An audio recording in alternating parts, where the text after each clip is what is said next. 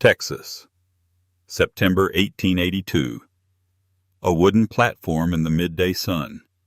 10 women, one by one, each one chosen, each one stepping down into a life that would take her, until there is only one left. The crowd goes quiet, not with respect, with something uglier. She doesn't look at them, doesn't beg, doesn't move. Then boots on wood, slow, unhurried. A man walks through the crowd like he has somewhere to be. He stops at the base of the platform. He doesn't look at her face. He looks at her hands, at the small marks her own nails have left in her palm. And something shifts in his eyes. Not pity, not calculation. Something else entirely. He opens his mouth, and what he says next stops the whole street cold.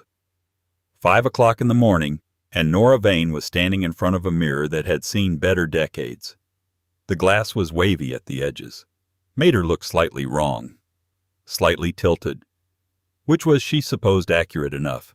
She wasn't checking her hair, wasn't checking her dress, the brown wool one that traveled well and showed dirt less than anything else she owned, which was why she'd bought it 3 years ago, when she stopped caring about colors and started caring about practical. She was checking whether she could stand straight, that was all. Just could she stand straight today? Could she hold her spine like it meant something? Could she walk into that depot and stand on whatever they'd arranged for women to stand on, and look at strangers looking at her, and not let her face do the thing her face had been trying to do for 3 years, which was collapse inward like a house with a bad foundation? Yes, she decided. She could. She turned from the mirror before she changed her mind. This was the second time. The first time had been 2 years ago in a town called Greer's Crossing, where 8 women had stood on a church platform, and Nora had been last chosen and then not chosen at all. And a man named Hewitt had put $2 in her hand afterward and said he was sorry. But he needed a woman who could give him sons, and he hoped she understood, and she had said yes, she understood completely, and then walked back to Mrs. Donnie's boarding house and sat on the edge of her narrow bed until she could feel her feet again. She hadn't cried. She'd cried plenty before that. When Thomas Miller put the money on the table, when her father didn't look up from his newspaper, when her mother closed the door, not slammed it, closed it soft and final, like closing a room you weren't going to use anymore. By the time she got to Greer's Crossing, the crying was done. What was left was something harder. Not anger, not quite. More like the thing that's under anger once it burns through. The thing that says, fine. All right. What next? What next was Millerton. What next was today. She picked up her carpet bag from the foot of the bed. It wasn't heavy. It had never been heavy. 3 dresses, 1 good and 2 practical. Her mother's Bible that she hadn't opened in a year but couldn't leave behind. A hairbrush with a cracked handle. A bar of yellow soap she'd been saving for something and hadn't used yet, because it turned out there was always something else to save it for. Light as resignation, that bag. Light as the particular efficiency of a woman who has stopped planning ahead. She went downstairs, paid Mrs. Donnie for the room, and walked out into September. The depot was 3 blocks east. She knew the way. The platform had been built against the side of the freight office, which was the largest building in Millerton, with the most wall space, which was apparently the logic behind choosing it. 10 women. A wooden riser about 2 feet off the ground, long enough that they could stand in a row without touching. Bunting along the edge in red and white, which struck Nora as aggressively festive for the occasion. A crowd already gathered, Nora counted without meaning to. 50 people, maybe 60. Women in Sunday dresses, men in their good hats. 2 boys sitting on a fence post at the back eating something out of a paper bag, watching with the uncomplicated interest of people who had no stake in the outcome. Lucky to have no stake. The other 9 women were already there when she arrived. She'd met 2 of them at Mrs. Donnie's the night before. Catherine from Pennsylvania, pretty in a delicate way with blonde hair she'd spent an hour arranging. And a widow named Frances Garrett from Missouri with 2 boys she was trying not to look at in the crowd, her mouth tight with the effort of being hopeful. Nora nodded to both of them. Neither said much. That was fine. A man named Burl Dempson stood at the front of the platform, papers in hand, dressed like he was selling something expensive and wanted everyone to know it. Silver watch chain, vest buttons that strained slightly, the voice of a man who'd spent his career making things sound better than they were and had gotten quite good at it. "Ladies," he said to the women. "Gentlemen," he said to the crowd. "Fine women here." He spread his hands. "Everyone trained in the domestic arts. Everyone of good character and sound constitution." Nora thought domestic arts, as if she were a decorative item. She fixed her eyes on the flat horizon past the edge of town where the railroad tracks disappeared into heat shimmer, and she put her hands flat against her sides and she breathed.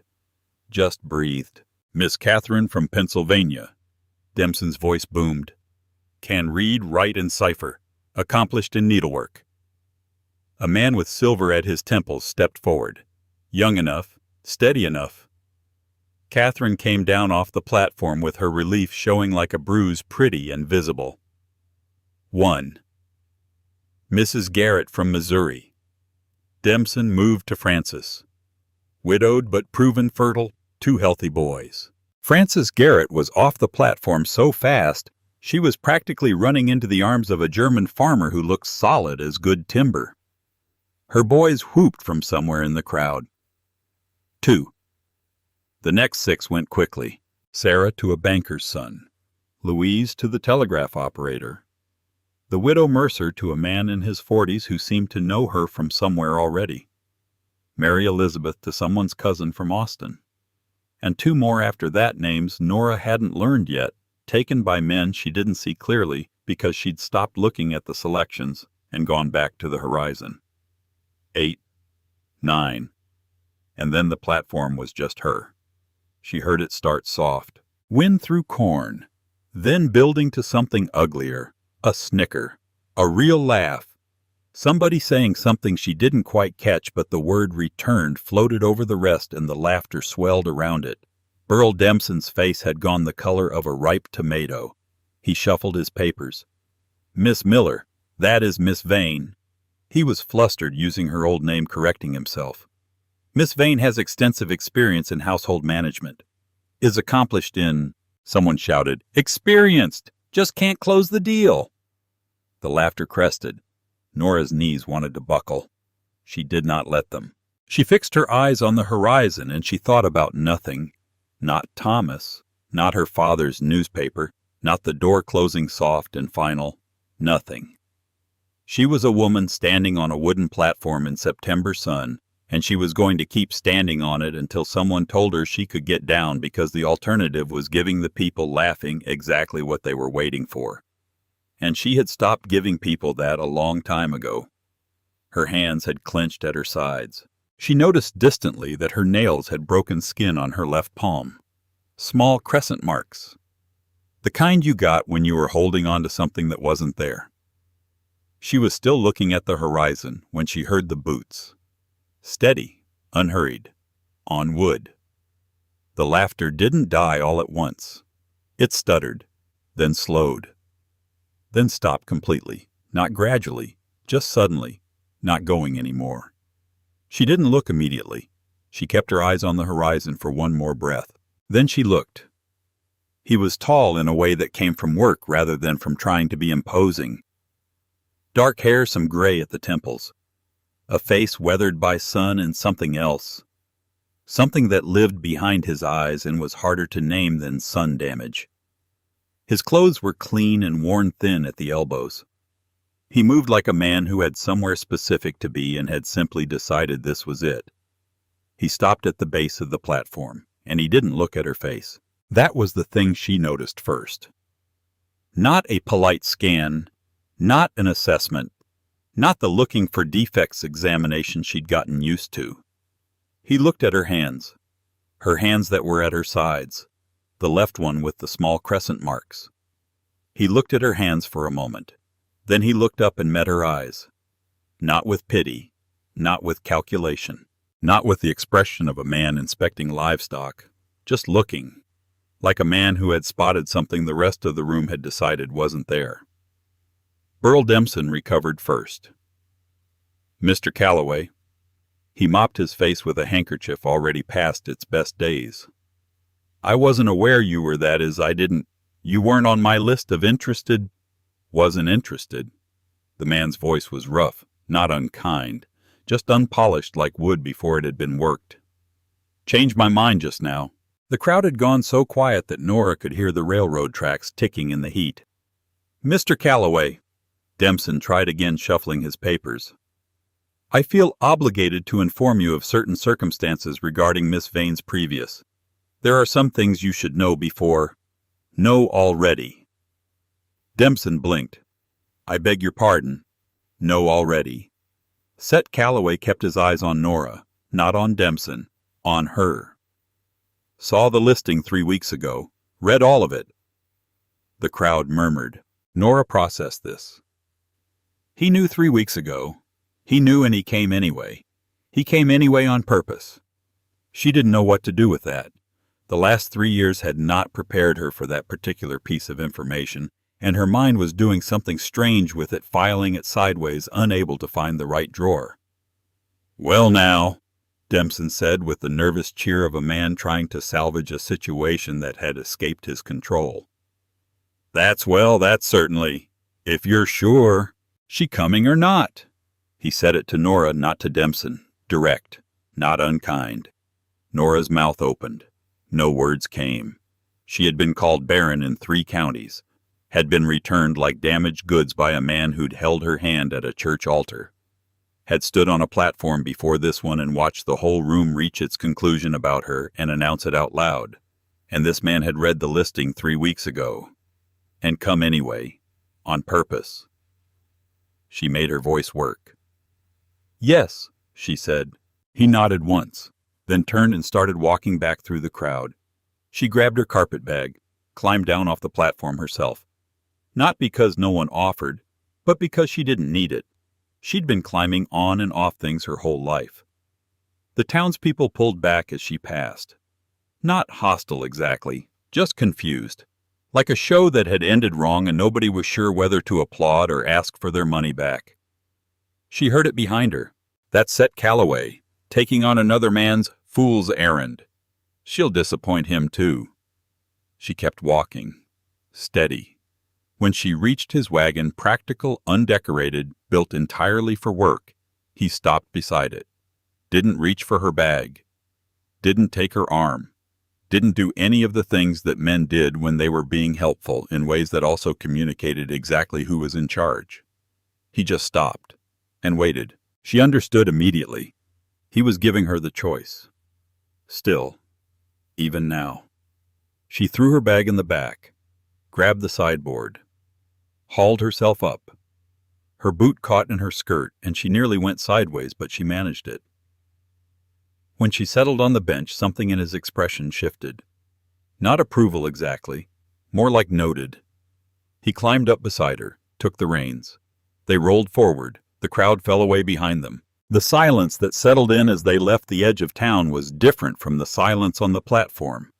That had been the quiet before execution. This was something she didn't have a name for yet, but she could breathe in it. She could breathe. As the last buildings of Millerton disappeared behind them, Nora finally spoke. Why? He didn't answer right away. The mules found their rhythm. Dust coated everything in fine pale powder. You didn't beg, he said finally, without looking at her. Whole room waiting for it. You just stood there. She thought about that. I ran out of begging, she said. A while back. He made a sound that might have been acknowledgement. They rode. The land opened up around them, flat and enormous and honest, the way flat things were honest. Nothing hiding behind anything else. Everything exactly what it looked like. Grass the color of old straw. Cottonwoods along the dry creek lines. Sky so wide and blue it almost looked like an argument. Mr. Calloway. Set. She looked at him sideways. He was watching the road ahead, face giving nothing in particular away. Set. She tried the name. Plain. Didn't fit in her mouth yet, but would. There are things you should know. About why I was available a second time. Know some of it. Not all. You want to tell it, tell it. She looked at the road. My first husband returned me after 3 years. Doctor said I couldn't have children. He wanted children. He was very civil about it. She paused. He left money on the table and explained the situation to my father, and my father explained it to me. And your family. My father didn't look up from his newspaper. She kept her voice level. This was the same voice she'd practiced, the one that made facts into facts rather than wounds. My mother closed the door on her way out. She didn't slam it. She just closed it. The wagon hit a rut. Neither of them reached for the other. That's the worst part, he said after a moment. She looked at him. The soft closing, he said. Harder than a slam. She turned back to the road. He understood that. She hadn't expected him to understand that. Cook, he said. The change of subject was so abrupt she almost laughed. Almost. Yes. Wash clothes. Yes. Know which end of a chicken lays eggs. This time something did move in her face, just briefly. The back end generally. He made the sound again, the almost not quite sound. The ranch, she started. 8 miles out, 140 acres, most of it scrub. House has 4 rooms and a lean-to. He shifted the reins to one hand. The lean-to. Built it last month. Built it, she stopped. Before you knew who was coming. Before I knew who was coming. He kept his eyes on the road. Figured whoever it was would want a room of her own, with a lock on the inside. Nora looked at the side of his face. A lock on the inside. A room she controlled. She didn't finish that sentence. House is rough, he said. Not pretty. Functional. Don't have money for pretty. Pretty never did me any favors, she said. He was quiet for a moment. Then, ranch needs 2 people. Can't run it alone. Tried for 3 years. I know, she said. She meant I understand. I understand this is practical. Also, he said and stopped. She waited. Also, I'd rather know who's there when I come in at night, he said. He said it the way a man said things he'd thought about for a long time and was deciding right now whether to say out loud. Been coming into an empty house since... He stopped again. For 3 years, that's all. That's all. She understood the weight in those 2 words. The weight of 3 years of empty. They were halfway there when Burl Dempson appeared at the creek crossing, sitting his horse in the shade with the patience of a man who had a second hand to play. Nora felt Set go tight beside her. Not dramatically, just the way a rope went tight. Dempson tipped his hat. Mr. Calloway. Then pointedly, Miss Vane. Dempson. Set's voice was flat. You got your fee. We got our business. Well now. Dempson's horse danced sideways. That's where you might be wrong. See, there are documents, waivers, legal protections for you, Mr. Calloway, given the particular circumstances of Miss Vane's previous. I'm sitting right here, Mr. Dempson. Both men looked at her. She had said it before she'd fully decided to say it. But she kept her voice steady, kept her back straight. Whatever you think needs saying, she said, say it to my face. I'm sitting right here. Not behind you, not a topic, a person. So look at me when you say it. Dempson's mouth opened, closed. Miss Vane, plain language, she said, or none at all. Set clicked his tongue at the mules, started them moving. Dempson nudged his horse sideways to block the path. Mr. Calloway, this woman cannot have children. It's documented. You take her on, you're taking on a lifetime of empty house, empty nursery. Set the brake, stepped down off the wagon. Didn't run, didn't hurry, just stepped down and walked toward Dempson with the deliberation of a man who had already decided. Empty. He said the word like he was tasting it, like it was something he'd already eaten and knew the flavor of. He stopped beside Dempson's horse, one hand on the bridle. You want to talk about empty? Dempson swallowed hard enough to see. My house already got empty, Set said. 3 years ago. Got 2 graves side by side to prove it." He looked up at Dempson with the eyes of a man who had been all the way to the bottom of something and come back up and was now very calm about it. "You think this woman's going to make that worse?" Dempson said nothing. "Move your horse," Set said, "or I'll move it." Dempson moved his horse. Set walked back to the wagon, climbed up, took the reins. "Sorry about that," he said. "You didn't have to." "Yeah." A pause. "I did." They guided the mules down to the creek. The animals waded in up to their knees, drinking slow in the afternoon heat. Set climbed down to check their feet, running his hands down each leg with the kind of patience that couldn't be faked. Nora watched him. "You should know," she said to his back. "What he said about the children. It's true." He straightened up. Water dripped from his hands. He didn't turn right away. "You should know," he said to the creek, "that my wife died trying to give me one. Baby, too." He wiped his hands on his pants. "Took a full day. I spent it sitting outside the bedroom door, useless as anything." He turned. "So, if you're worried I'm looking for a broodmare," he said, "you can stop." The words were plain, hard, delivered without cruelty and without comfort, just facts smooth from being turned over in his hands for 3 years. Nora looked at him.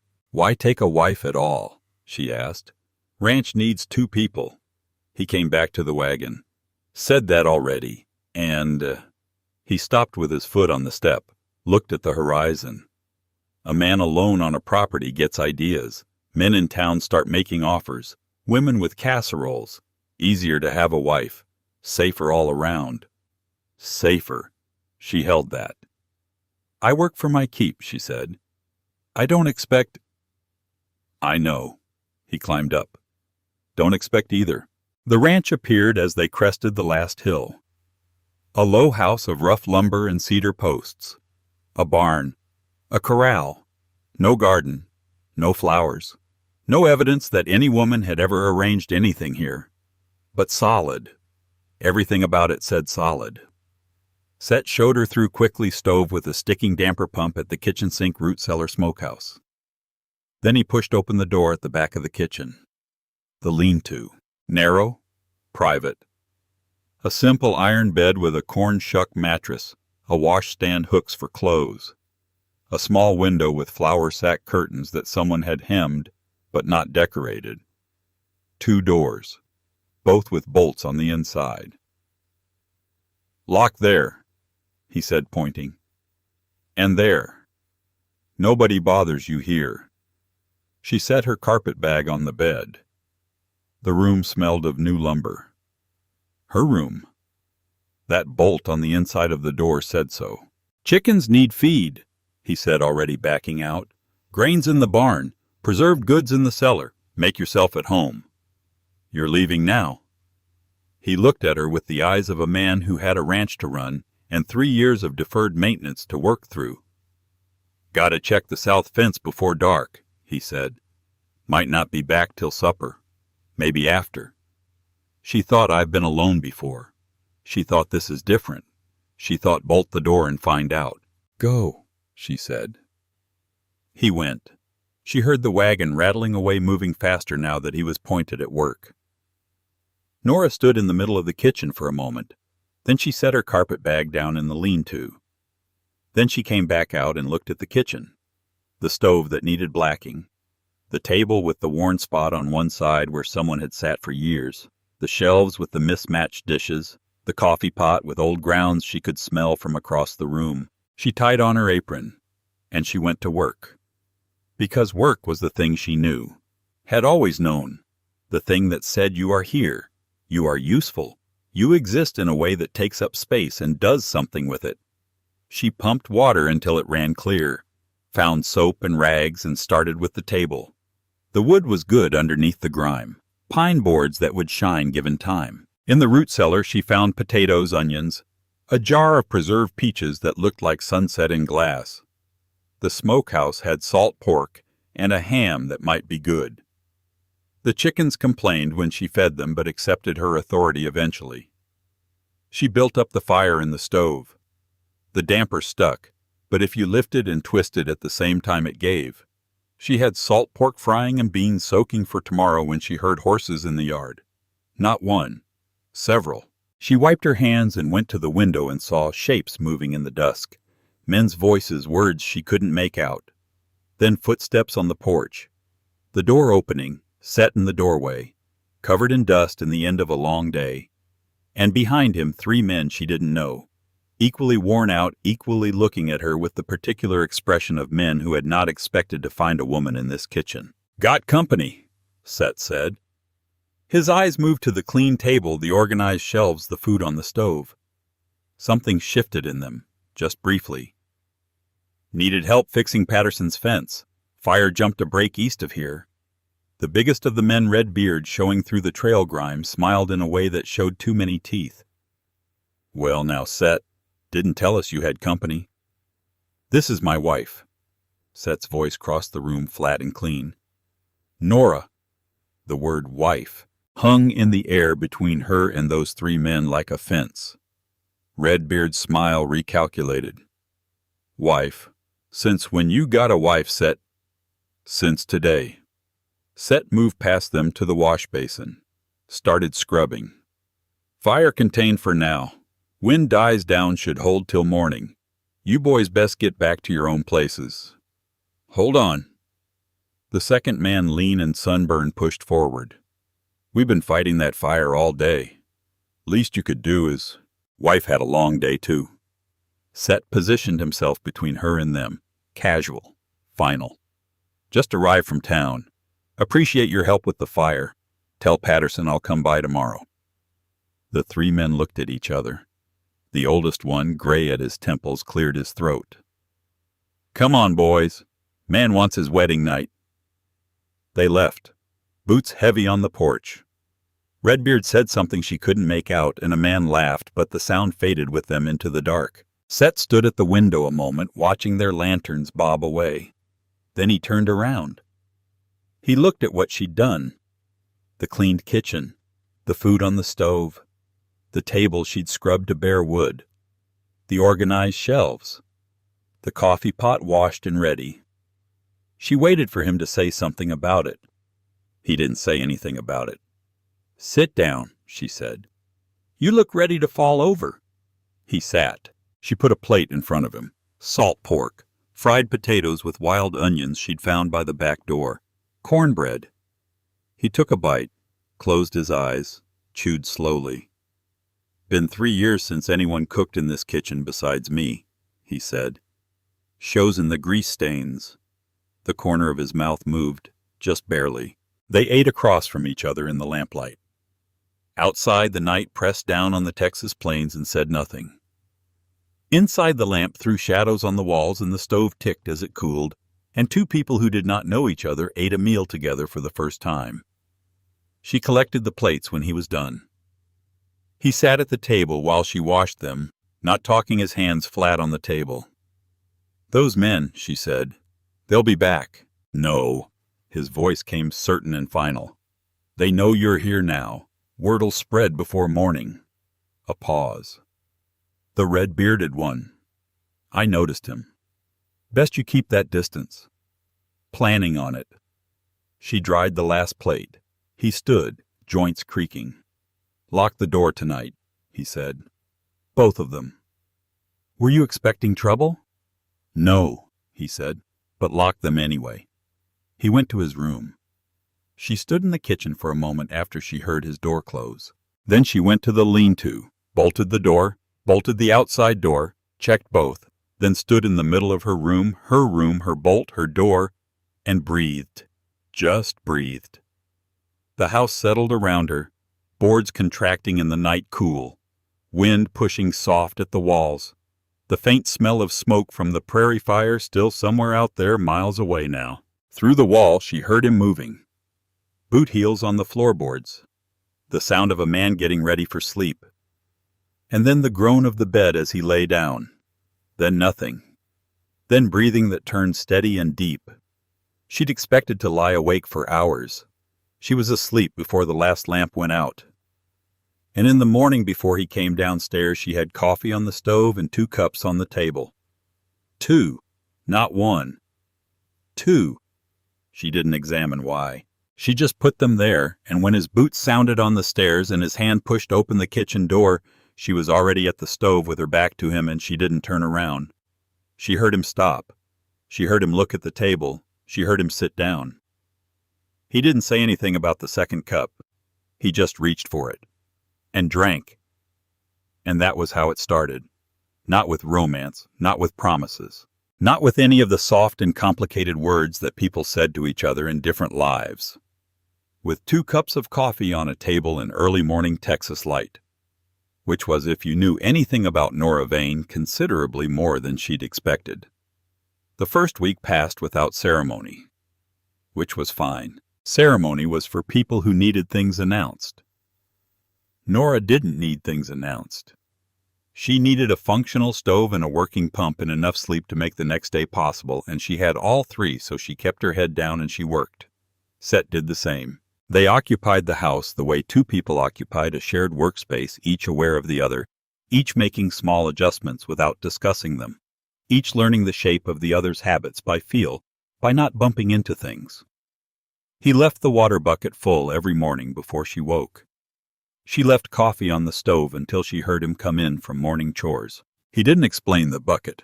She didn't explain the coffee. They were just facts about the household now. Things that existed. She fixed the squeaky board by the lean-to door after the 3rd night when she woke to the sound of her own footstep at 2 in the morning. Didn't ask permission. Didn't announce it.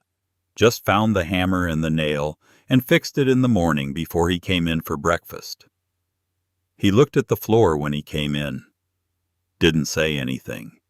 But he nodded at it. One slow nod, the kind that meant noted. Good. Continuing on. And she understood that this was how it worked between them. Not words. Acts. Small acts that said, I see this place. I am paying attention. I am here. She organized the root cellar on the 5th day, because the previous system, if it could be called a system, made no sense. Preserved goods on the same shelf as seed packets and an old boot that had wandered in from somewhere and never wandered back out. She pulled everything, swept the shelves, reorganized by type and usage frequency. The boot she set outside by the barn in case it belonged to something. When Set came in for dinner and went to get the salt pork and found it where she'd put it instead of where it had been, he paused, then found it, then came back to the table. Reorganized the cellar, she said without turning from the stove. I noticed, he said. That was the whole conversation. It was enough. The work itself was enormous. She'd known a ranch was work, knew it the way you knew. The sun was hot before you went outside as an abstract fact, but experiencing it was different. The chickens needed feeding and watering and checking for illness, and had strong opinions about routines. The kitchen garden she'd inherited from whoever had tried to tend it last was mostly done for the season, but she salvaged what she could.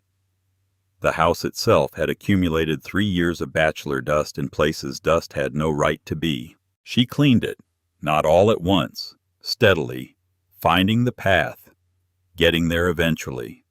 And she cooked. Because you had to eat, and she'd always found cooking clarifying in the same way some people found prayer clarifying. It made you specific. It required you to be in one place doing one thing, making one decision at a time. Salt or no salt. More heat or less. Now or wait. She made bread on the 6th morning. First bread she'd made since Thomas's kitchen, which she tried not to think about. It came out right. She put it on the table. When Set came in at noon, he sat down and tore off a piece while it was still warm without asking, and ate it standing up with the unself-conscious appetite of a man who had not eaten well in some time. He didn't say it was good. He went back for a second piece, which was better than saying it was good. The 2nd week was when she found her rhythm. Up at 4:30, coffee, stove, chickens before the sun broke the horizon because they were calmer that way. Then kitchen work while the morning was cool enough to make it tolerable. Then whatever the day's larger project was. Then dinner at noon if Set was close enough to come in. He usually was then afternoon work until the light thinned out. He brought her leather gloves from town on the 9th day, left them on the table. No note, no explanation. She came in from the garden with her hands in the state they'd been in for a week, blisters on the blisters, palms going rough in ways that would probably stay rough, and there were the gloves. She put them on. They fit. He'd looked at her hands at the depot. That first moment, that was what he'd looked at. He'd remembered the size of them. She stood in the kitchen with the gloves on her hands and felt something she hadn't felt in some time. Not gratitude exactly. Something about being seen in a specific way that didn't require her to perform anything. She went back outside and kept working. It was on a Thursday afternoon, the beginning of the second week, when she saw the water trough. The main one on the south side of the barn, the big one that the cattle came to. She'd noticed it was low, which made sense given they'd had no rain in 2 weeks, but she'd also noticed there was something wrong with the feed pipe. Something wrong with the whole wood fitting where the pipe came through. Rotten. Not all the way through, but enough. She found Set at the south fence mending a stretch that had been complaining since she arrived. Water trough on the south barn, she said. The feed fitting needs replacing before it goes. He looked at her. Then he came to look at the trough. He crouched down, examined the fitting pressed on it with 2 fingers to check the give. Week, maybe 2, he said. Sooner, she said. Might have the wood for it. He straightened up. Have to check. He went to check. She followed because she wanted to understand where things were in the barn, not because she needed to hover over him. But when he found the board, he needed a good piece of cedar and brought it over and started working on the fitting. That's when she saw it. His hands. The left one. The way it shook when he was lining up the first cut. Not badly. Not so that you'd notice if you weren't paying attention. But she was paying attention. It happened again when he tried to hold the fitting in place to test the fit. Just a tremor. Small. There and then gone. His jaw went tight, the look of a man trying to control something that wasn't fully under his control. He put the fitting down. Tried again. The shake again. She didn't say anything about it. She didn't ask if he was all right. Didn't suggest he might need help. Didn't do any of the things that made a person feel observed when they wanted to feel invisible. She just walked over and held the fitting in place with both hands steady while he made the cut. He looked at her hands on the wood. Then he made the cut. It was a clean cut. They replaced the fitting in about 20 minutes, working without talking, without getting in each other's way. When it was done, he fitted the piece into place and she held it while he drove the nails. They stepped back. The trough filled properly. Set looked at his hands for a moment. Happens sometimes, he said. Since... He stopped. Since a while back. I know, she said. She used his words. The exact words he'd said to her at the depot when Dempson wanted to talk about things that were already said. He looked at her. A long look, trying to figure out if she meant something by it. She met it without flinching. I know, she said again. Simpler. Just I know. Not a problem. Not something that needs explaining. Just a thing that is. He looked away. Thanks, he said. You'd have done it eventually, she said, which was true and was also kind without being soft. He picked up the tools. She went back to the garden. Neither of them mentioned it again. Rex Hadley came on a Tuesday. Set had gone to the east pasture before sunrise, checking a section of fence that had been bothering him all week. He'd be back by noon, he'd said. She'd have dinner ready by noon, she'd said. She was pulling a batch of bread out of the oven when she heard hoofbeats. One horse. She looked out the kitchen window. Man she didn't know. Riding slow. Not the purposeful slowness of Set moving between tasks. A different kind of slow. The kind that meant he was looking at something. The house. He was looking at the house.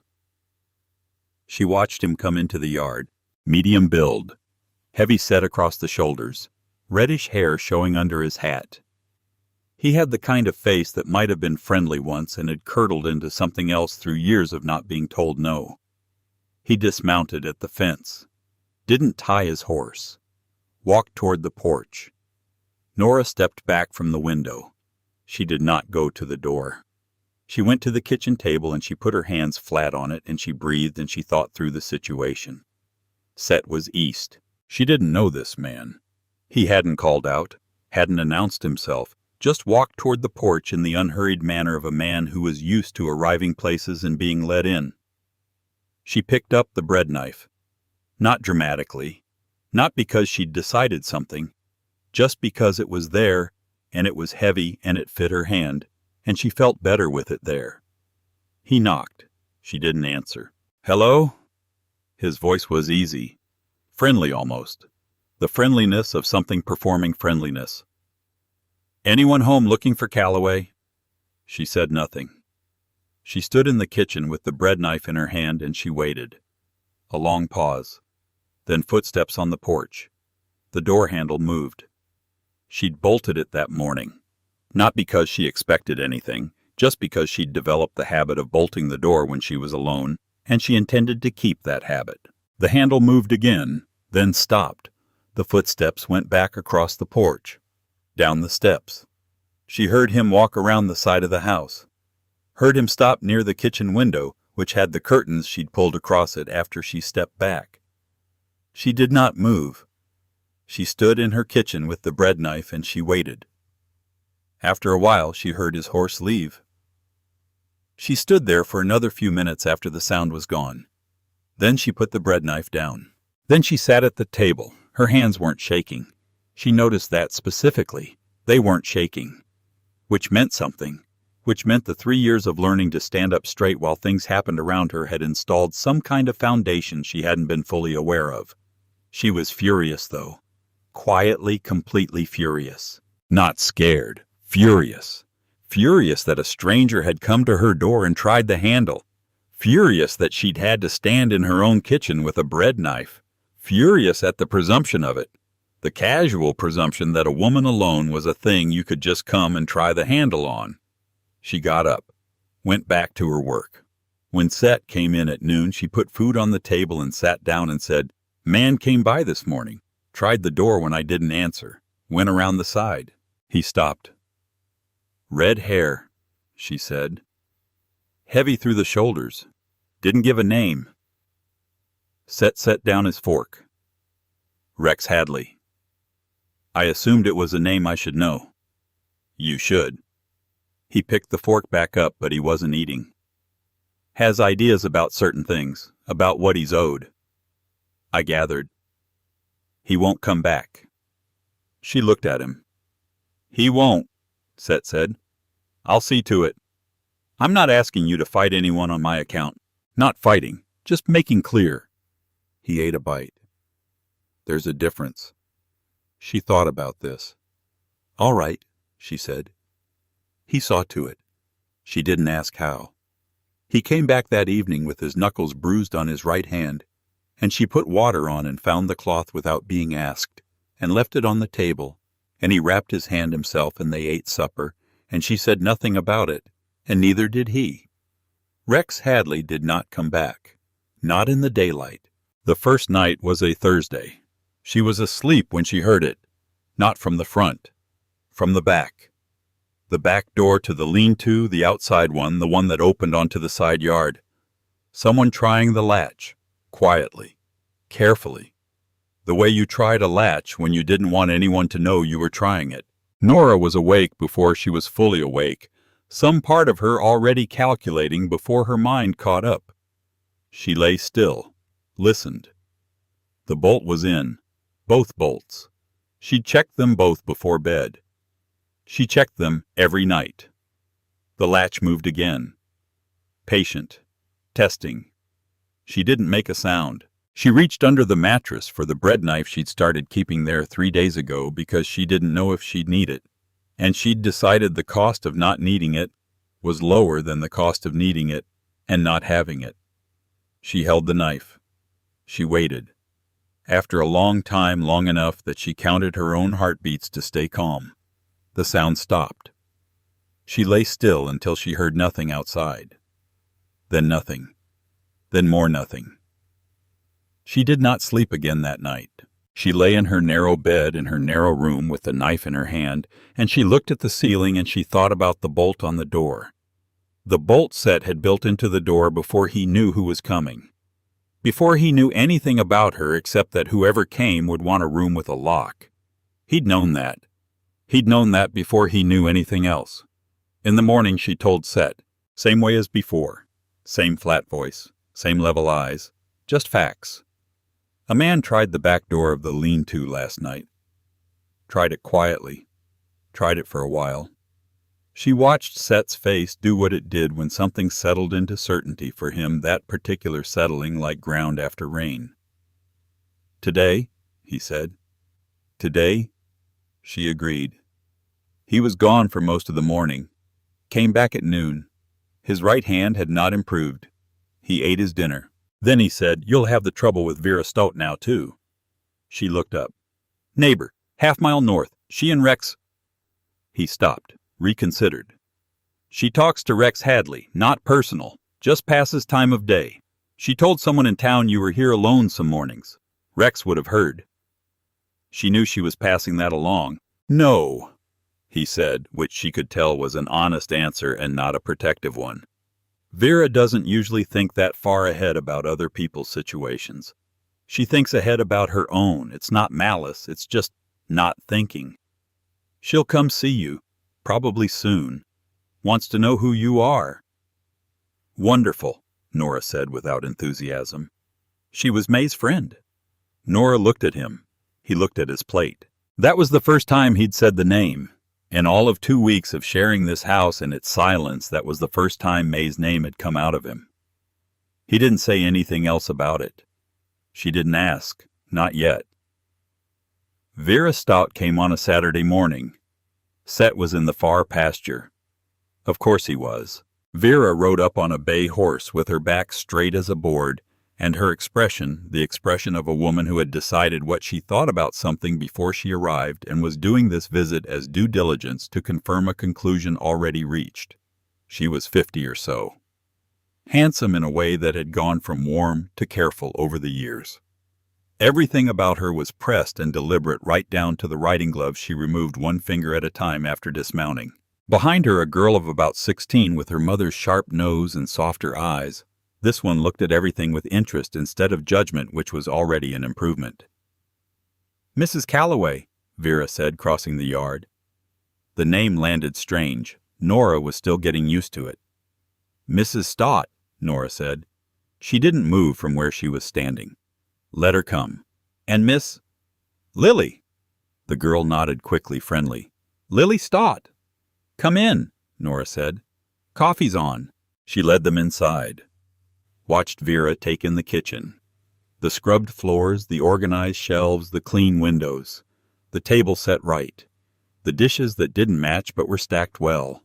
Watched Vera's mouth tighten slightly, which meant she'd been hoping for worse. Nora put cups on the table. The cups she'd found wrapped in newspaper in the back of the top shelf. China. Painted with tiny roses. Pretty in the way of something that had been bought carefully and used rarely. "These were May's," Vera said immediately. Her voice warmed just slightly.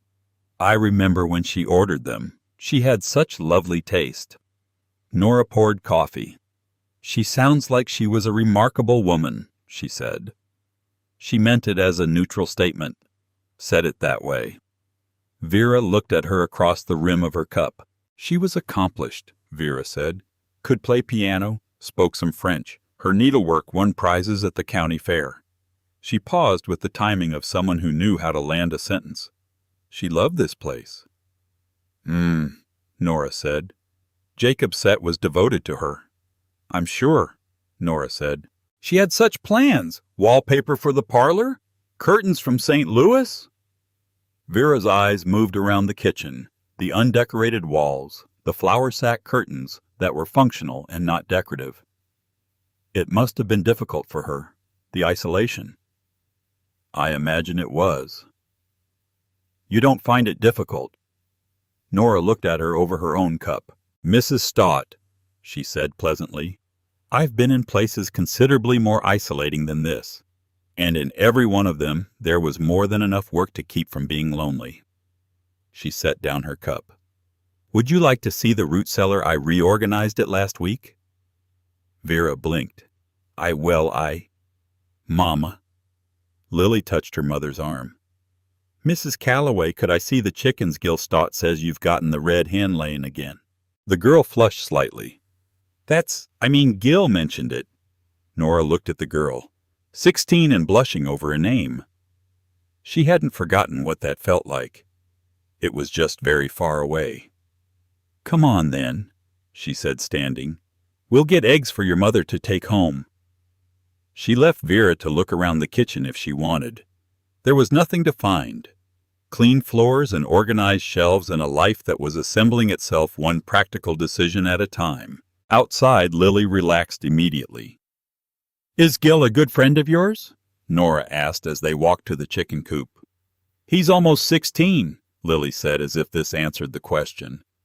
Mama thinks he's too young, but he's not a boy. No, Nora agreed. Almost 16 is not a boy. Lily looked at her. Do you think it's strange to like someone younger?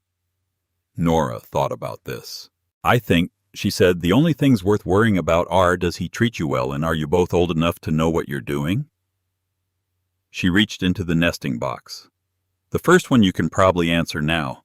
The second one takes a few more years. Lily considered this. He carried my books without being asked, she said, last spring. That's a start, Nora said. She collected 4 eggs and gave the basket to Lily, and they walked back to the house. When they returned to the kitchen, Vera was standing near the shelf with the china cups. Her expression shifted. Slightly. She was looking at something on the table, a small leather journal worn at the edges, tied with a faded ribbon. Nora had never seen it before. She looked at Vera. Vera set down her coffee cup, pulled on her gloves. We really must be going, she said. Do tell Set we called. They rode off, Vera straight-backed and deliberate, Lily turning once to wave. Nora went back into the kitchen, looked at the journal. It hadn't been there before they came. She picked it up, felt the weight of it, opened the cover. Inside, in careful, beautiful handwriting, May Calloway, her book of days. Nora sat down. Vera hadn't forgotten it. She'd left it on purpose, precise as a slap. A quiet, domestic slap, delivered with china cups and a smile. The smart thing was to put it aside. Give it to Set when he came in. Let him decide. Nora's fingers were already untying the ribbon. She opened to the first page. January 1st, 1879. Today Jacob smiled at me and I felt like my life was beginning. I had been so afraid that coming here was a mistake, that I wasn't made for this. But when he smiled like that, I thought, yes, this is where I'm supposed to be. Nora turned the page. February 1879. The wind today. I had not understood wind before Texas. Back home, it was weather. Here, it's a presence, a thing that has opinions about you. I tried to tell Jacob how it made me feel, and he looked at me with kindness, but I could see he didn't quite understand what I meant. He loves this wind, has always loved it. I'm trying to learn to love it too. Nora sat with that for a moment. She loves what she doesn't love. She's trying to become someone else. March. I painted flowers on the wall by the kitchen window today, small ones in yellow and blue. Jacob said they were pretty. He said it the way a man said things were pretty when he was not sure about them, but could see that they mattered to you. I love him. I love how hard he tries to meet me where I am. April. I am tired in ways I don't know how to explain. Not the good tired of work done. The other kind. May. I found a recipe for lemon cake from back home. I'm going to make it for Jacob's birthday. Maybe that will help. Nora read. She read the whole spring, and then the summer, and then September and October. May's handwriting growing slightly less careful as the months went on, as if she was writing faster or with less supervision of herself. November. I think I'm with child. I haven't told Jacob yet. I want to be sure. I want it to be real before I say it out loud. December 2nd. Told Jacob. He held me and didn't say anything for a long time, and when he pulled back, his eyes were bright. I've never seen them bright like that before. It made me think this is what joy looks like on a man who doesn't show it much. I want to remember this. December 20th. Sick in the mornings. Jacob hovers. I'm not used to being hovered over. I'm trying to let him. January. The baby is moving now. I can feel it. Every time it moves, I think there is a person in there who has never been hurt yet, who doesn't know what's waiting. I want to protect them from all of it. I know I can't, but I want to. February. I'm afraid. Just that. One line for the whole entry. I'm afraid. Nora sat for a long time. She thought about May, who had come from somewhere else, who had loved a man she was still learning, who had painted flowers on a kitchen wall because she was trying to make a place feel like home when it didn't feel like home yet. Who had been afraid, who had tried, who had died trying. Nora looked around the kitchen. No flowers on the wall here. She hadn't painted any, not because she didn't like flowers, she did abstractly, but because she hadn't needed to. The house had already felt like work when she arrived, and work felt like home to her in a way that painting flowers on walls didn't. She hadn't needed to transform it. She'd just started operating in it. She thought about Thomas, who had also needed her to be someone she wasn't, to perform a kind of femininity she found exhausting, to be delicate and ornamental, and to want things like curtains from St. Louis. She'd failed at that too. But she'd failed differently than May had failed. May had tried and couldn't hold the shape. Nora had never tried. She put the journal down, looked at it. May was not her enemy. May was a woman who loved someone and tried to love the life that came with him and ran out of time. That was all. That was the whole of it. There was nothing to compete with and nothing to resent. She was still sitting there when she heard something. Herself.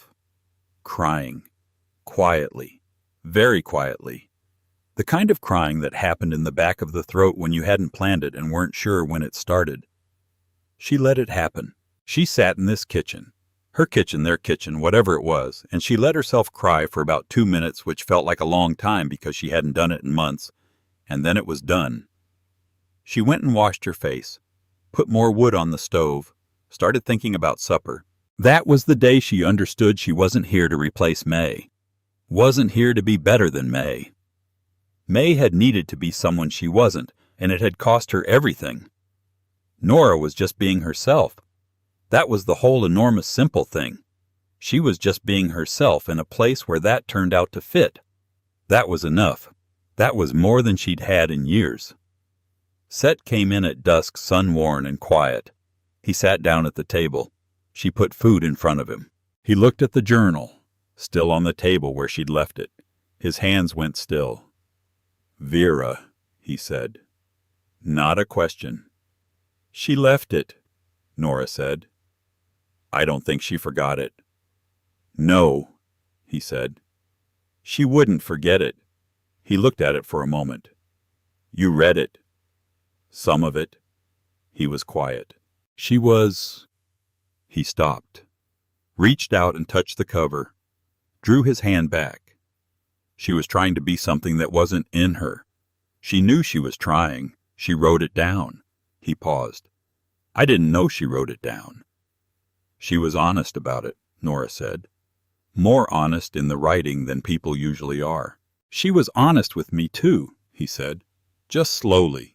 It came out slowly. And then there wasn't enough time left for all of it. He looked at the journal, then at the table. Her last words were, find someone stronger. Nora waited. I thought she meant stronger physically, he said. Tougher. Someone who could handle the work. He turned his coffee cup around. 3 years I thought that's what she meant. And now... He was quiet for a long time. Now I think she might have meant stronger at being herself, he said. Someone who didn't have to try so hard to be somewhere. Nora looked at him. He looked at the journal. "You want to read the rest," he said. "No," she said. He looked up. "I read what I needed to," she said. "The rest belongs to you." He was quiet for a moment. Then he picked up the journal. He stood from the table. He carried it to the stove, opened the iron door, and put it in. Not in anger, not with any dramatics. Just placed it in the fire the way you place something when it was done being the thing it had been. He closed the door, came back to the table, finished his supper. Nora looked out the window at the Texas evening going purple at the edges. She thought the flowers May painted are gone. I don't know when he painted over them, but they're gone. She thought, but I'm still here. She thought that's not winning. That's just surviving. And then she thought surviving is enough. Surviving is a great deal. Surviving is more than May got. Outside, the bats had started their evening sweep over the barn roof. The chickens had gone quiet. The prairie stretched out in every direction, patient as stone. She washed the dishes. He went to the window and stood there looking at nothing. After a while he said, "Burl Dempson sent a letter." She turned. "About the marriage," he said. "Wants to know if we're—" He paused. "It's been 2 weeks. Wants to know if it's settled." She dried her hands. "What did you write back?" "Haven't yet." She hung the cloth. "Write back that it's settled," she said. He looked at her. She looked at him. "Write back that it's settled," she said again.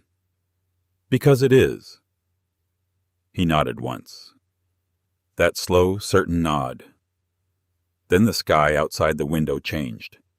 In the space of a minute. In the space of less than a minute. It went wrong in the west. The color that had been golden at the horizon went green. Pale green. Wrong green. The kind of green that made your skin remember something your brain hadn't processed yet. The birds stopped, not gradually. All at once. Like a signal. The chickens went quiet. The cattle in the near pasture started moving. Set was at the window already. "Nora." His voice was different. She turned. He was looking at the western sky with an expression she hadn't seen before. Not fear. Something past fear. Something that had processed fear and come out the other side into a kind of terrible calm. "Nora," he said. "Come here." She came. She looked at the sky. The horizon was gone. Where it had been was a wall. Green-black, moving, low and rotating at the base in a slow turn that shouldn't have been slow, but somehow was the slowness of something enormous that looked slow because it was too big to look fast. At the bottom of that wall, coming down. "Cellar," he said. "Now." 4 minutes. That was all the time between Set saying cellar and the cellar door slamming shut over their heads. 4 minutes to grab the lantern and the water bucket and the bread she'd made that morning for no reason except that it was bread day and bread needed to be made. 4 minutes to run across the yard with the green sky pressing down and the air doing something wrong with the pressure, something that made her ears feel thick. 4 minutes to get the cellar door open against the wind that was suddenly there and suddenly everywhere and fighting the door like it had opinions about where she was going. Set got the door. She went down first. He came down after and pulled the door shut over them and the latch caught, and then the world above them turned into something she didn't have language for. Not wind. Not thunder. A roar. The specific roar of something that didn't care. That had no opinion about the things in its path. That moved because it moved and took what was there because it was there. The cellar was small. Dug deep. Smelled of earth and old potatoes and the beeswax of the candles she'd put down here last week. The lantern swung from the beam she'd hung it on, throwing light that moved and moved and moved. She sat on the potato crate because that was the only thing to sit on. Set stood. Then the pressure changed. Her ears popped like she'd dove too deep in water. The lantern swung hard. Above them the cellar door shuddered, took a hit, rattled, held shuttered again. The roar was overhead now, directly overhead. She pressed her hands against her ears. Didn't help. The sound wasn't coming in through her ears. It was coming up through the ground, through the potato crate, through the soles of her boots. It was in her chest, in her teeth, in the spaces between her ribs. Something hit the floor above them, heavy, then heavier, then the sound of wood doing what wood wasn't meant to do. Set moved. She didn't see him cross the cellar. She just felt him, his hands on her arms, and then his arms around her, pulling her against the back wall, covering her. She let him. She pressed her face against his shoulder and held on with both hands, and she did not think about Thomas, did not think about the depot, did not think about any of it. Just held on in the dark while the world above them came apart one piece at a time, wood shrieking and tin peeling away, and somewhere something that had been one thing becoming several smaller things. The roar got louder. Then it got enormous. And then above the enormous she heard him say her name. Not Mrs. Calloway. Not in that careful neutral tone he'd been using for 3 weeks. Just Nora. Said into her hair. Said like a fact he was making sure of. Said the way you said the name of something you were checking was still there. She tightened her hands in his shirt. He tightened his arms.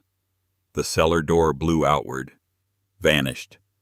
Just gone, ripped away the latch and the hinges and the whole assembly into the dark above them. The pressure that came down through that hole was like being pushed by something invisible and enormous. The lantern went out. Perfect dark. The roar filled every space in her head where a thought might have been, and she held on and he held on, and the earth pressed up against them from below and the sky pressed down from above, and she thought not in words exactly, but in the clarity that came when everything else was stripped away.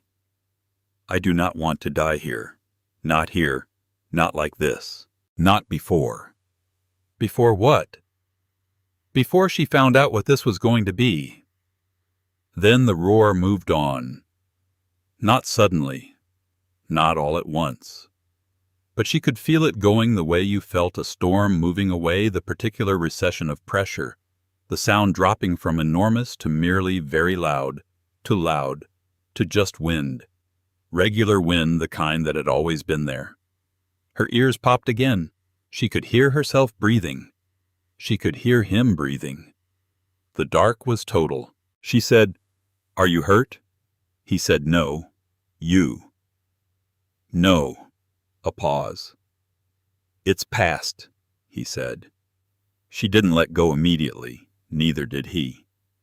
They stood in the dark cellar for another moment in what had been the shape of the emergency, but was now just the aftermath of it.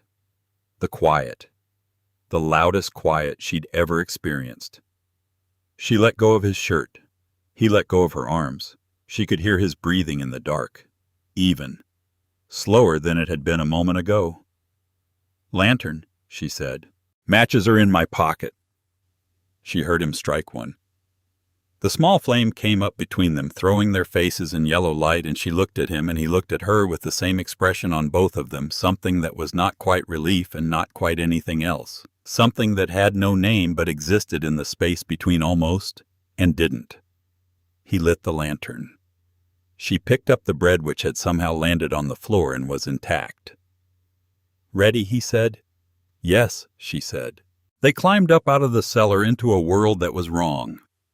Not dramatically wrong. Not wrong with everything in ruins and fire on the horizon. Just wrong in the particular way of real disasters, which was that some things were entirely untouched, and other things were completely gone, and the randomness of it was worse than if everything had been equal. The chicken coop was upside down 20 feet from where it had been. From under it came deeply affronted squawking. The barn was gone, not damaged. Gone. Where it had been there was a scatter of lumber and a confused cow standing in the wreckage doing what cows did when they were confused, which was stand very still and wait for someone to explain the situation. The south fence was down on 2 sides. A section of roof from somewhere was sitting in the kitchen garden, which meant the kitchen garden was done, and the lean-to. Nora turned to look. The lean-to was gone. The floor was still there, part of one wall. The hook she'd hung her second dress on was still in the wall, the dress still on it, remarkably flapping in the settling breeze. But the rest of it, the bed, The washstand, the bolt on the inside of the door, the flour sack curtains she'd hemmed gone. She stood looking at where her room had been. Set stood beside her. The corn-shuck mattress had somehow landed by the well 15 feet away. The bread knife she kept under it was nowhere visible. "My room," she said. He didn't say anything for a moment. "Main bedroom held," he said. "Careful. Roof on that side. Both walls." She looked at where the lean-to had been. She thought about the bolt on the inside of the door, the specific relief of it. The first night in that room, the first night of her own space, the first time she'd bolted a door and felt the click of it and understood that this was hers. Gone. "All right," she said. Because it was gone, and that was the fact of it, and facts had to be dealt with before feelings if you wanted to get through. "All right," she said again. "What needs doing first?" He looked at her. She looked back. "Animals," she said. "Then fence. Then assess the rest." He nodded. They went to work. That was when Gil Stout came. She heard the horse before she saw him. Fast, too fast, the kind of riding that was more urgency than skill. The boy came around the stand of remaining cottonwoods on a horse that was blowing hard. His face cut in 3 places, his shirt torn to rags. "Mr. Calloway," he pulled up. "Tornado hit our place direct. Pa's trapped under the house. Ma sent me." Set was already moving toward the horse corral before Gil finished the sentence. "How bad?" He checked the fence still standing and went in for the 2 horses that hadn't scattered. His legs. He was in the kitchen when it hit and the ceiling came down. Gil's voice was tight controlled for a 15-year-old in this situation. "Ma can hear him, but she can't get to him." "How many walls down?" "The whole east side. The main beam's on top of him." Nora was already in the barn, what remained of it, looking for what she could find. The shovel still there, leaning against the one standing wall. A pry bar she'd inventoried last week. Rope wrapped around the fallen pump handle, still usable. She brought them out. Set looked at the rope, looked at her. "Coming," she said. "It's not." "Every hand," she said. "You need every hand. I know some doctoring." She paused. "And I know something about getting people out of collapsed structures." He looked at her. "You're going to have to trust me on that last part," she said. He took the rope. "Can you ride bareback?" "Since I was 12. They went. The Stott place was 1.5 miles north through a landscape that had been rearranged. The tornado's path was visible and precise, everything on one side intact, everything on the other side not. Trees stripped clean. A wagon wheel in a tree 20 feet up. The fence line that marked the property edge just gone posts, and wire vanished like they'd never been. The Stott house looked like it had been picked up and set back down wrong. Walls at angles that hurt to look at. The roof in the yard. One chimney still standing inexplicably without anything around it. Vera Stout stood at the edge of the wreckage with her riding clothes torn and her hair loose, and the expression of a woman who had been maintaining dignity by main force for the past half hour and was about to run out of force. When she saw them coming, something in her face broke open. "He's under the east wall," she said. "The main beam's across both legs. I can hear him." As if to confirm this, from somewhere under the lumber a sound. Not quite words. The sound of a man in serious pain trying not to make the sound he was making.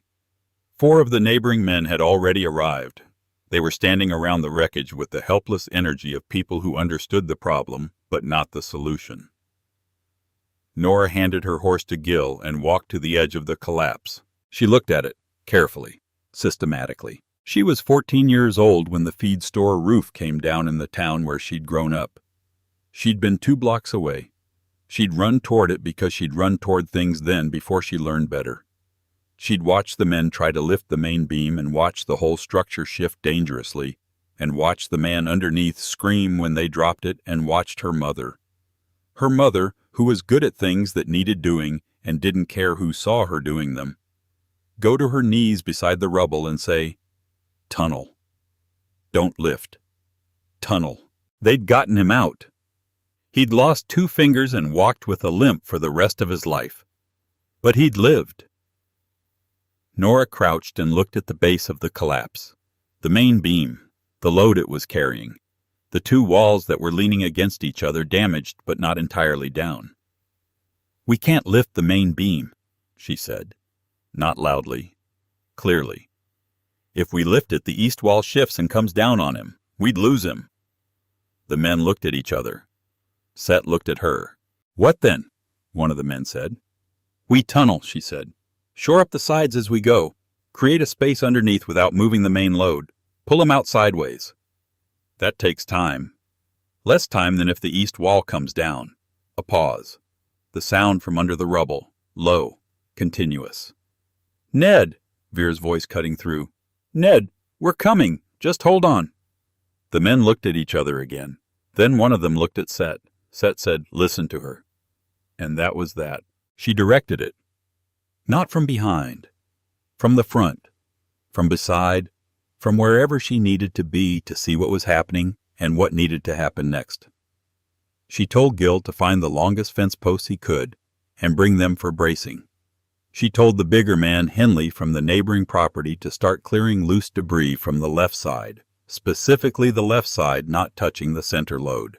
She told Set where to place the first brace and how deep to drive it. She'd never done this before. She'd seen it once. But she understood the logic of it.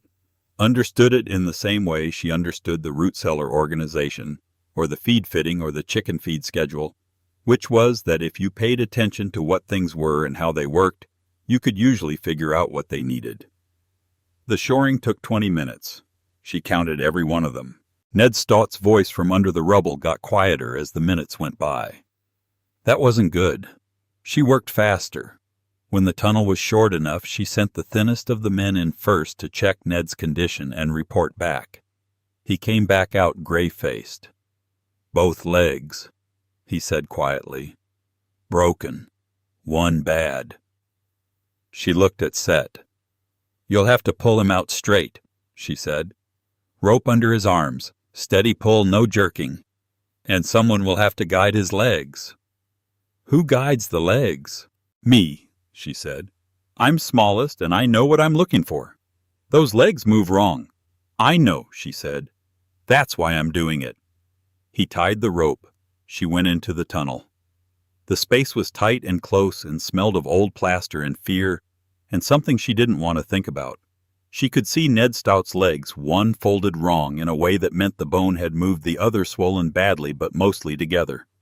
Both of them trapped under the beam at the knee and below. "Mr. Stott," she said, "I'm Nora Calloway, Set's wife. We're going to pull you out now. You need to stay as still as you can." A sound from him. "Good," she said. "That's good. Ready when you are." She positioned her hands on his legs, one on each. Not gripping hard, she knew better than to grip the broken places hard, but there holding ready to guide. "Pull!" she called back. The rope went taut. Ned Stott made the sound a person made when pain went past what they could process. She watched his legs. The bad one wanted to rotate. She corrected it, kept it aligned, kept it going straight. The other one was coming through the tunnel easier. She walked backward on her knees in the cramped space, keeping her hands steady, keeping the legs straight. He came out. Not fast, not in a rush, slow and steady. When they were clear of the tunnel, when she was on open ground again, Nora sat back on her heels and took 3 breaths. Then she looked at the legs. The bad one. The left one. The bone had moved. It would need to go back before they could properly splint it. She'd seen her mother do this. She knew what it sounded like and what it required, and she was absolutely not looking forward to it. "Doctor," she said. "Nearest is 20 miles, one of the men said. She'd expected that. "Then someone bring me straight wood for splints and clean cloth and whatever carbolic you have," she said.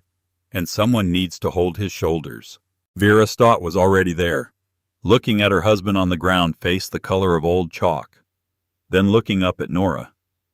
"What do you need from me?" Vera said. "Hold his hands," Nora said. "Talk to him. Keep him focused on your voice." Vera sat down in the wreckage, took Ned's hands. "Ned," she said, "look at me. Just look at me." His eyes found her. Nora set the legs. She did the right one first because it was the easier one and she needed to start somewhere. Then the left, which was not easy and required Set to hold the thigh while she worked the lower portion back into position by feel and memory and prayer and the particular stubbornness of a woman who had run out of other options. Ned's stalk passed out during the second one, which was mercy. When it was done, she sat back and her hands were shaking. She noticed this from a distance. She let them shake. She'd earned it. "Clean cloth," she said.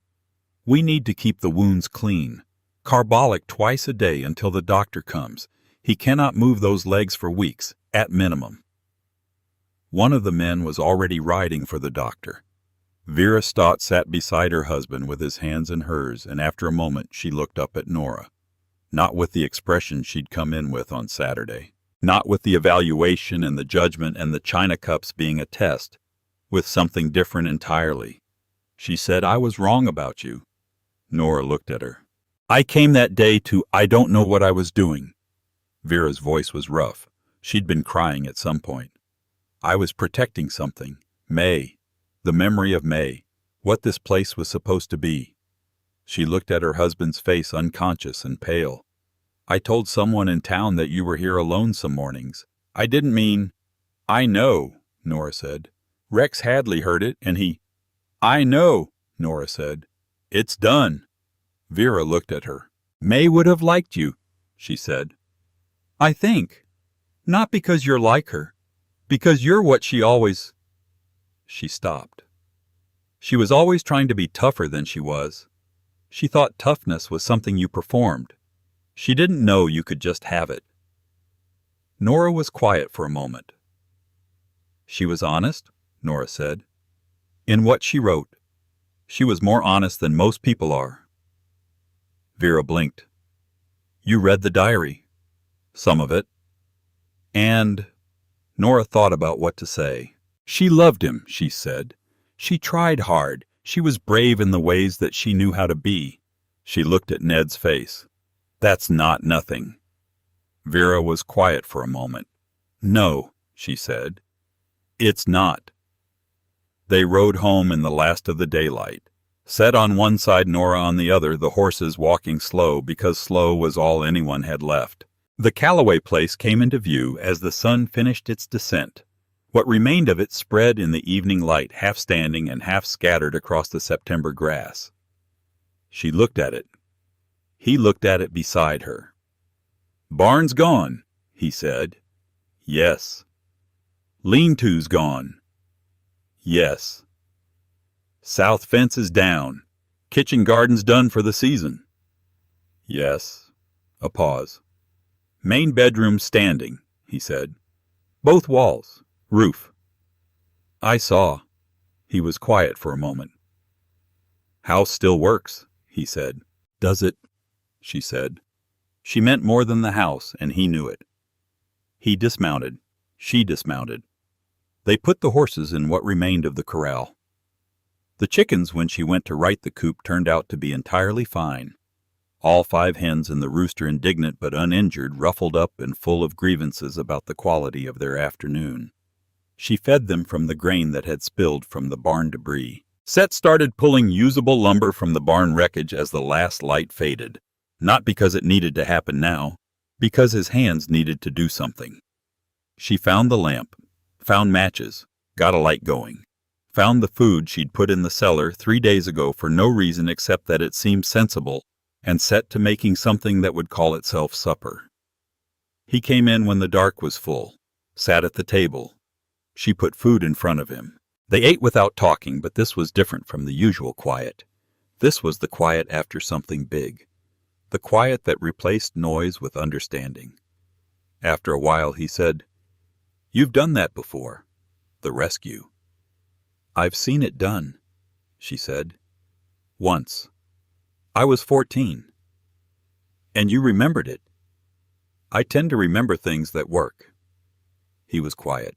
"You kept your head," he said. "Every part of it. Hadley the night at the door today. He looked at his plate. I haven't known many people who don't panic, who think when they should think and feel when it's safe to feel and know the difference. She thought about this. I've had a lot of practice, she said. Not panicking. It started a long time ago. He nodded. They cleared the table. She washed the dishes.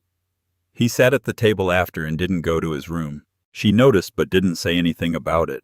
Just finished the dishes and hung the cloth and stood there for a moment. Lean-to's gone, she said. Yes. Main bedroom has 2 walls and a roof. Yes. She was quiet. He was quiet. We're adults, she said. Yes. We've already been through the cellar, she said. In the dark, holding on. Yes. This is simpler than that. He looked up at her. She held his gaze. It doesn't have to mean anything tonight that you're not ready for it to mean, she said. It just has to mean there's a roof and a bed and we're both tired and we've earned it. He was quiet for a long moment. It already means more than that, he said. She waited. The cellar, he said. When the door went, yes. I said your name. I heard. He looked at his hands on the table. I hadn't said anyone's name like that since, He stopped. For a long time. She pulled out the chair across from him and sat down. She looked at him. He looked at her. I read your listing 3 weeks ago, he said, in Dempson's office. I went in for something else and it was on the desk and he was out of the room and I read it. I know, she said. You said. I didn't say what I read. He turned his coffee cup around, not drinking, just moving it. Returned after 3 years, unable to have children, no family contact since separation, previous employer references available. He paused. Good with figures, a note said. Good with children despite circumstances. Works without being supervised. She waited. I put it down, he said. Went on about my business, went home, fed the cattle, made supper, went to bed. He looked up. Didn't sleep. She said nothing. Got up at 3 a.m, he said. Went back to town. Read it again. Something in her chest shifted. Something she'd been keeping very still. 3 years of empty is a long time, she said. It's not that, he said. Or not only that. He looked at her directly with the eyes that had looked at her hands first that first day. Returned after 3 years. No family contact since. Works without being supervised. He paused. You'd been through something bad and you'd kept going. Without anyone making you. Without anyone waiting for you to. He stopped. I don't know why that... Because it's rare, she said. Yes, because most people after something like that stop, she said. Or shrink. Or wait for someone to tell them it wasn't their fault. Yes. And I didn't. No, he said. You didn't. She looked at the table. I thought about stopping, she said. After my father's newspaper, after my mother's door, there was a month where I thought about it. She was quiet for a moment. But I'd been taught my whole life that the work was the thing, that if you were working, you were existing, that if you were useful, you were real. She paused. So I went on being useful. And now, she looked up. Now I'm trying to figure out if that's enough, she said. If being useful is enough. If a person is allowed to want more than just to be necessary. He was very still. The morning after the first night, she said. I put 2 cups on the table. I didn't decide to. I just did it. And then I thought about it after why I'd done it, and I couldn't answer clearly. She looked at him. I'm asking if it was right. He was quiet for a long time. Outside, an owl was calling somewhere in the remaining cottonwood trees. The cattle had settled. The prairie was doing what it did in the dark, going enormous and quiet. When I came to the depot, he said, I didn't know what I was expecting. I thought I was being practical. I thought I was solving a problem. He paused. "And then you were standing there and the whole room was waiting for you to break, and you didn't break." "I thought about it," she said. "I know," he said. "That was the whole point. You thought about it and chose not to. That's different from not feeling it." She looked at him. "Yes," she said. "It is." They sat with that for a moment. The lamp burned between them lower now, throwing warmer light as the oil got down. He reached across the table. Not to take her hand. Just put his on the table, palm up. Not a demand. An offer. The same thing he'd done at the depot when he'd given her the choice. Still giving her the choice. She looked at his hand, the hands she'd held steady at the water trough when they shook. The hands that had brought her leather gloves from town because he'd remembered what size they were. She put hers in his fingers closed around hers. Not tight. Just there. "The bedroom holds 2 walls and a roof," he said. "Yes," she said. "And we're adults." "Yes." "And you've already been through the cellar with me in the dark." "Yes." He looked at her. She looked at him. "Come on then," he said. And she did. In the morning she got up before he did, which was unusual, and which she suspected would probably not happen again for some time because he was constitutionally unable to stay in bed past the birds, and the birds were vocal about the hour. She put coffee on. She stood at the kitchen window and looked out at what was left and what wasn't and what was going to need to happen in what order. The barn first. She'd worked a barn raising once with her aunt's family back when she still had family who would have her. She remembered enough. Set would know more. The fence. She'd helped mend fence before, that she could do. The kitchen garden was a loss for this season, but seeds for spring could be ordered. She was good at planning orders. The lean-to. She thought about the lean-to. She thought about the bolt on the inside of the door that was somewhere in a field a 1/4 mile from here. She thought about the room that Set had built before he knew who was coming because he'd understood that whoever came would need a space of her own. She didn't need it the same way now. She understood that. But she thought she would ask him to build a door with a bolt on the inside of the main bedroom when they rebuilt, just for the principle of it. She was still thinking about this when she heard him in the doorway. She didn't turn. "Coffee's ready," she said. Boots on the floor, the sound of him at the wash basin, the sound of 2 people in one kitchen, which was a sound she'd had once a long time ago and lost and found again in a way she hadn't expected and still wasn't sure she fully deserved. But she was working on deserving it, which was the closest she knew how to get to deserving something. He poured his coffee. She turned. He was looking at her the way he'd looked at her hands, not assessing, not admiring, not calculating. Just there you are. I see you. "What do we start with?" she said. He looked out the window at the wreckage. "Fence," he said. "Cattle first, then fence." "I can do fence." "I know you can." "And we should write to the lumber yard about the barn." "Already thinking about it." "And the lean-to." "We'll rebuild it," he said. "When we rebuild." She looked at him. He looked at her. "With a bolt on the inside," he said. She breathed. "Yes," she said. They drank their coffee, and then they went outside into the September morning to start putting the pieces back where they belonged. Not where they'd been, where they belonged. Which was not the same thing, and she was beginning to understand the whole point. Nora Vane had come to Millerton with a carpet bag that was light as resignation, and a face she'd practiced keeping still, and a body that had been told it wasn't good enough by everyone who was supposed to know. She'd stood on a platform while the whole room made its conclusion about her. She'd stood straight. And then a man had walked through the crowd and looked at her hands and seen the thing she was actually doing, which was holding on to nothing and refusing to let go. And he'd said this one. And she'd said all right. And they had both been wrong about what they were agreeing to. And they had both been right about what they were agreeing to. And here they were, in the September light, in the Texas morning, in a yard that was half wreckage and half standing and entirely theirs, starting with the fence, which was, as it happened, the right place to start. Because you couldn't have anything else until you knew where things began and ended. That was the first thing her father had taught her before the newspaper and the closed door. That was the one thing that survived the closing. You started with the fence, and then you built from there.